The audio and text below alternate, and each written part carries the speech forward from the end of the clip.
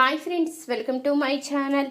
ఆదిత్యను కలుసుకుని ఆనందిని వదిలేసి తనని పెళ్లి చేసుకోమంటున్న అలేఖ్యకు దిమ్మ తిరిగే షాక్ ఇచ్చిన సునంద. అసలు ఇదంతా ఎలా జరిగింది తెలుసుకునే ముందు ఇప్పటి వరకు మా వీడియోని కనుక లైక్ చేయకపోతే ఒక్క లైక్ చేయండి.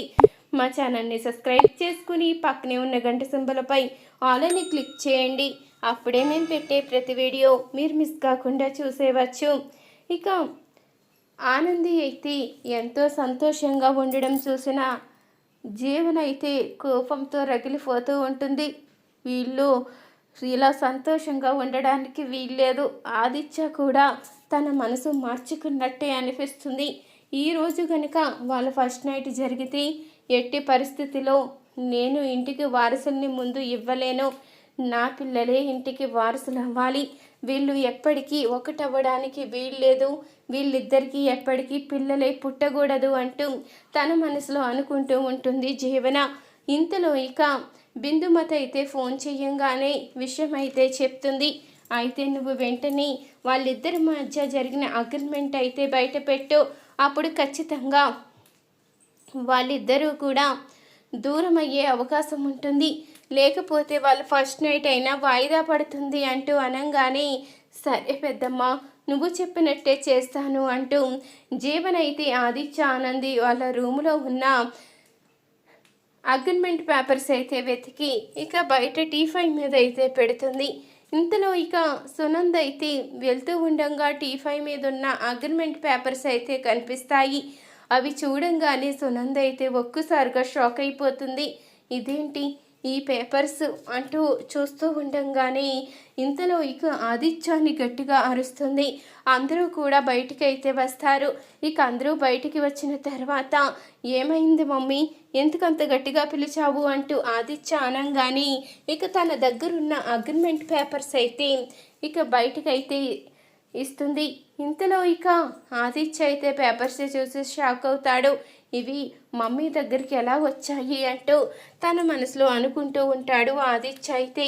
ఇంతలో సునంద అయితే అడుగుతుంది, ఏంటిది ఈ అగ్రిమెంట్ పేపర్స్ ఏంటి, అసలు నువ్వు ఏమనుకుంటున్నావు ఆదిత్య అంటూ అడగంగానే అబ్బే అప్పుడంటే ఏదో అప్పుడున్న పరిస్థితిలో అలా చేస్తాము తప్ప ఇప్పుడు మాకు అలాంటి ఉద్దేశం లేదు మమ్మీ, ఇక మా ఇద్దరి మధ్య అగ్రిమెంట్ కూడా అవసరం లేదు అంటూ ఇక ఆదిత్య అయితే అగ్రిమెంట్ పేపర్ అయితే చింపేస్తాడు. ఇంతలో ఇక ఆనంది అయితే చాలా సంతోషపడుతూ ఉంటుంది. ఆనంది, నీకు కూడా అగ్రిమెంట్ పేపర్ చింపేయడం ఇష్టమే కదా, నీ నిర్ణయం అడగకుండా పేపర్ చింపేశాను అంటూ ఆదిత్య అనగానే మీరు అగ్రిమెంట్ పేపర్ పెట్టుకున్నారు తప్ప నేను కాదు ఆదిత్య గారు, నేను మిమ్మల్ని మనస్ఫూర్తిగా ప్రేమిస్తున్నాను, మిమ్మల్ని ఎప్పటికీ దూరం చేసుకోలేను అంటూ ఇక ఆనంది చెప్పంగానే ఇక సునంద కూడా చాలా సంతోషపడుతూ ఉంటుంది. ఇక ఆ విధంగా ఆదిత్య ఆనంది ఇద్దరూ కూడా వారి ఒకరి మీద ఉన్న ఒకరి ప్రేమనైతే బయట పెట్టుకుంటారు. ఇక శశికాంత్ కూడా చాలా సంతోషపడుతూ ఉంటాడు. అమ్మయ్య, ఈ ప్రాబ్లం కూడా క్లియర్ అయిపోయింది, ఇక మీరు సంతోషంగా ఉండడమే, ఇక అసలు నిజాన్ని చెప్పేస్తున్నాము, సాయంత్రమే మీ ఇద్దరికి మొదటి రాత్రి ఏర్పాట్లు చేశాము అంటూ ఇక శశికాంత్ సునంద అయితే చెప్పంగానే ఇక ఆదిత్య ఆనంది ఇద్దరు కూడా చాలా సంతోషపడుతూ ఉంటారు. ఇక సింహాద్రికి పద్మావతికి అయితే సునంద ఫోన్ చేసి చెప్పడంతో వాళ్ళు కూడా చాలా సంతోషపడుతూ ఉంటారు. ఇంతలో ఇక సింహాద్రి పద్మావతి ఆనందపడుతూ ఉండగా జ్యోతి సూర్య అయితే వస్తారు. ఆదిత్య ఆనంది కలుస్తున్న ఫోటోనైతే తీసుకుని వస్తారు. జ్యోతి సూర్య అయితే ఆ ఫోటో చూసి సింహాద్రి పద్మావతి ఎంతగానో ఆనందపడుతూ ఉంటారు. ఇంతలో ఆ ఫోటోలో ఉన్న ఆదిత్యను చూసేసరికి ఇక అలేఖ్యకైతే గతం గుర్తుకు వచ్చేస్తుంది. ఆ ఫోటో చూసి ఒక్కసారిగా షాక్ అవుతుంది. ఏంటి, ఆనంది యొక్క భర్త ఆదిత్యయా, అంటే ఆదిత్య ఆనంది అక్కని పెళ్లి చేసుకున్నాడా, మరి నా జీవితం ఏంటి, అయినా దీంట్లో నా స్వార్థం ఏమీ ఉండదు, ఎందుకంటే నేను ఆదిత్యాన్ని ముందు ప్రేమించాను, తర్వాత తప్పనిసరి పరిస్థితిలో ఆనంది అక్క ఆదిత్యను పెళ్లి చేసుకుంది, న్యాయంగా చూసుకుంటే ఆదిత్య నా సొంతమే కదా, తనేగా మా ఇద్దరి మధ్యలోకి వచ్చింది, తనే వెళ్ళిపోవాలి కదా, నేను ఖచ్చితంగా ఆదిత్యతో మాట్లాడాలి, నా జీవితం గురించి నిలదీయాలి. నన్నే మోసం చేసి ఆనంది మెడలో తాళెలా కట్టాడో అడగాలి. నేను లేకుండా బ్రతకలేను అని, నేను తప్ప తనకి వేరే ప్రపంచమే లేదని చెప్పాడు. అలాంటప్పుడు నన్ను ఇలా వదిలిపెట్టేస్తాను అంటే నా జీవితం ఏమైపోవాలి? తన కోసమే కదా నేను వచ్చాను, తన కోసమే కదా ఇప్పటి వరకు అమ్మా నాన్నకి కూడా కనిపించకుండా ఇక్కడే ఉండిపోయాను. గతం మర్చిపోయిన తన జ్ఞాపకాలతోనే బ్రతుకుతున్నాను. అలాంటిది నన్ను మర్చిపోయి ఆనంది అక్కని ఎలా పెళ్లి చేసుకుంటాడు? ఈరోజు తనతో కాపురం చేయడానికి ఎలా రెడీ అవుతాడు? నేను ఖచ్చితంగా నిలదీసి తీరవలసిందే అంటూ ఇక అలేఖ్య అయితే ఇంట్లో ఎవరికీ చెప్పకుండా ఆదిత్యను కలుసుకోవడానికైతే వెళ్తుంది. ఇక అనుకున్న విధంగానే ఆదిత్యనైతే కలుసుకుంటుంది. అలేఖ్యని చూసిన ఆదిత్య అయితే ఒక్కసారిగా షాక్ అయిపోతాడు. ఆదిత్య, నీకోసమే వచ్చాను ఆదిత్య, నన్ను పెళ్లి చేసుకో. నువ్వు నన్ను ఇలా వదిలిపెట్టేయడం న్యాయంగా లేదు. నన్ను మర్చిపోయి ఆనందిని పెళ్లి చేసుకోవడం అస్సలు న్యాయం కాదు. నన్ను పెళ్లి చేసుకో ఆదిత్య అంటూ అనగానే, అదేంటి అలేఖ్య, నీకు పెళ్ళైపోయిందని మమ్మీ చెప్పింది, నువ్వేంటి నన్ను పెళ్లి చేసుకోమని అడుగుతున్నావు అంటూ అడగంగానే, లేదు ఆదిత్య, నీకు అబద్ధం చెప్పినట్టున్నారు. నాకు పెళ్లి జరగలేదు. నీకోసమే నేను ఇన్ని రోజులుగా ఎదురు చూస్తున్నాను. నీకోసమే నేను పెళ్లి చేసుకోకుండా పారిపోయి వచ్చేసాను. అలాంటిది నువ్వు నా కోసం ఎదురు చూడకుండా, నా గురించి పట్టించుకోకుండా నువ్వు ఆనందిని పెళ్లి చేసుకోవడం న్యాయం కాదు. నా జీవితానికి న్యాయం చెయ్యి. నిన్ను ప్రాణంగా ప్రేమించిన నన్ను వదిలేస్తావా ఆదిత్య?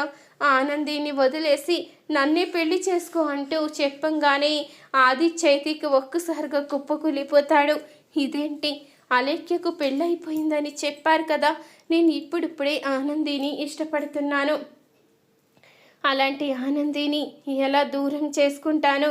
నేను ఎప్పటికీ కూడా ఆనందిని దూరం చేసుకోలేను అంటూ అనుకుంటూ ఉంటాడు. ఆదిత్య అయితే తన మనసులో, ఏంటి ఆదిత్య, నిజం చెప్పు, నువ్వు ఎంత అడిగినా ఎందుకు నిజం చెప్పడం లేదు? ఆనందిని వదిలిపెట్టి అంటూ ఉండగా ఇంతలో సునంద అయితే వచ్చి మాట విని ఒక్కసారిగా షాక్ అవుతుంది. ఏంటి, ఆదిత్య ఆనందిని వదిలిపెట్టేయాలా? అదెలా జరుగుతుంది? అసలు ఆనంది కారణంగానే కదా ఈరోజు నా కుటుంబం ఇంత ఆనందంగా ఉంది. ఇప్పుడు ఆదిత్య కోలుకున్నాడు, నా కుటుంబం కూడా సంతోషంగా ఉంది. ఈ సమయంలో ఆనందిని దూరం చేస్తే మాకన్నా స్వార్థపరులు ఎవ్వరూ ఉండరు. అలేఖ్యకు బుద్ధొచ్చేలా చెప్పాలి అంటూ అలేఖ్య అంటూ కోపంగా అరిసేసరికి ఇక ఒక్కసారిగా సునందని చూసి అలేఖ్య అయితే షాక్ అయిపోతుంది. ఇంతలో ఆదిత్య అయితే, మమ్మీ నువ్వెప్పుడు వచ్చావు అంటూ అడుగుతూ ఉండగా, నువ్వు ఏ సమాధానం చెప్పనప్పుడే వచ్చాను ఆదిత్య. నువ్వు ఇప్పుడు అలేఖ్య వచ్చిందని తన మాటలు వింటూ ఏ సమాధానం ఇవ్వకుండా మౌనంగా ఉండేసరికి నాకు కోపం వచ్చింది. ఇప్పటి వరకు ఆనంది నీ కోసం ఎన్నో చేసింది. తన జీవితాన్ని పణంగా పెట్టి నీకు కాళ్ళు వచ్చేలా చేసింది. అలాంటి ఆనందిని అలేఖ్య కోసం దూరం చేస్తావా? అలేఖ్య కోసం ఆనందిని బాధ పెడతావా? చూడాదిత్య, నువ్వు ప్రేమించుండొచ్చు, కాదనడం లేదు. నీకు యాక్సిడెంట్ అయ్యేసరికి వాళ్ళ తల్లిదండ్రులు ఇద్దరూ కూడా నీకు యాక్సిడెంట్ అయింది కదా, జీవితాంతం కుంటివాడిలాగే ఉండాలి అంటూ మమ్మల్ని నానా మాటలు అని పెళ్లి వద్దని చెప్పి తీసుకుని వెళ్ళిపోయారు. అలాంటిది ఇప్పుడు నీకు నయమై వచ్చేసరికి నిన్ను పెళ్లి చేసుకుంటానని అలేఖ్య మళ్ళీ వస్తే నువ్వు మాత్రం ఏం మాట్లాడకుండా మౌనంగా ఎలా ఉంటున్నావా ఆదిత్య? అంటే ఆనందికి అన్యాయం చెయ్యాలనుకుంటున్నావా? చూడు, నీకు కన్న తల్లినే అయ్యుండొచ్చు, కానీ ఆనంది విషయంలో మాత్రం అన్యాయం జరుగుతుంది అంటే చూస్తూ ఊరుకోను. నాకు నీకన్నా కూడా ఆనందియే ఎక్కువ చెప్పాలంటే అంటూ ఇక సునందనంగానే ఆ మాటకి అలేఖ్య అయితే ఒక్కసారిగా షాక్ అవుతుంది.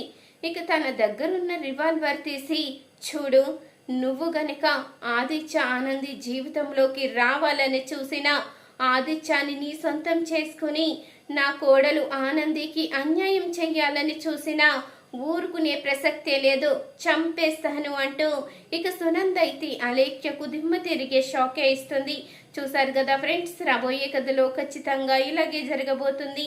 ఇలాగే జరగాలి అనుకునేవారు మా వీడియోని తప్పకుండా ఒక లైక్ చేయండి. మా ఛానల్ని సబ్స్క్రైబ్ చేసుకుని పక్కనే ఉన్న గంట సింబలపై ఆల్ అని క్లిక్ చేయండి. అప్పుడే మేము పెట్టే ప్రతి వీడియో మీరు మిస్ కాకుండా చూసేవచ్చు.